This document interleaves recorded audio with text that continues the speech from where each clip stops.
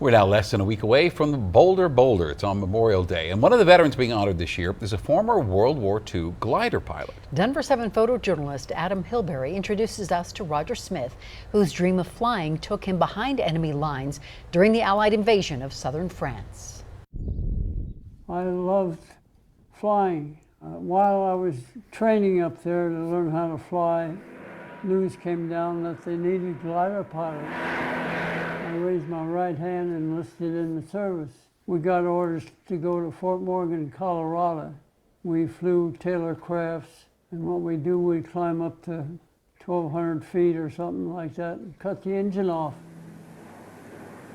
Glide down and land on the thing. I think they got the idea from the Germans, to tell you the truth.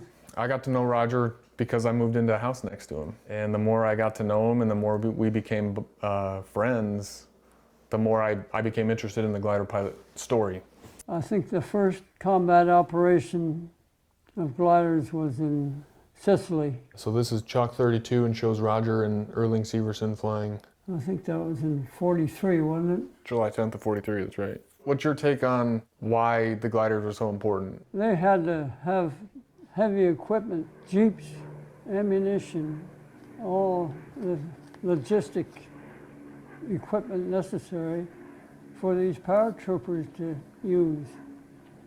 And that's the only way they could get it in, gliders. It's a story that not a lot of people know about, which really surprised me because of how important the mission was to the success of the Allied campaign in Europe. They had to have this stuff, and they didn't have docks, and there was no helicopters back then. So, yeah, it was an important element to the success of the Allied invasion of the mainland Europe.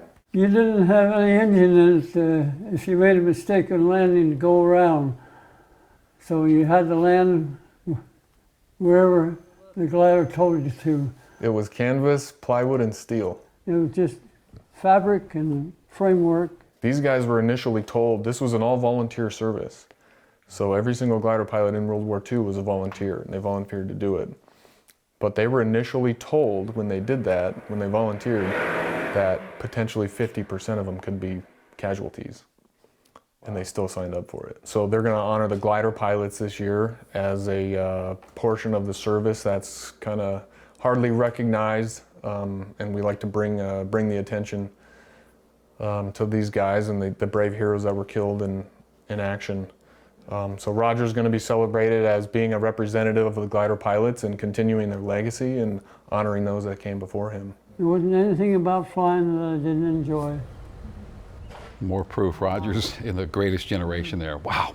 And so taking a closer look, since the first Boulder in 1979, 1.4 million people have run or walked the 10K. About 25,000 of those have done it on military bases all over the world.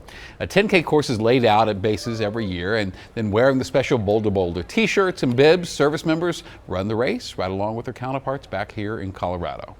So it started in 2006 at Camp Victory in Baghdad.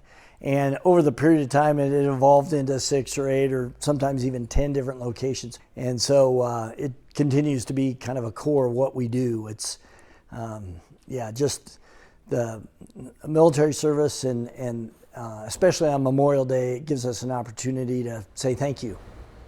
All right, so once again, Boulder is Memorial Day, and you can sign up to run or walk or jog the race at BOLDERBoulder.com, or just show up at Folsom Field at noon to enjoy the nation's largest Memorial Day tribute in person.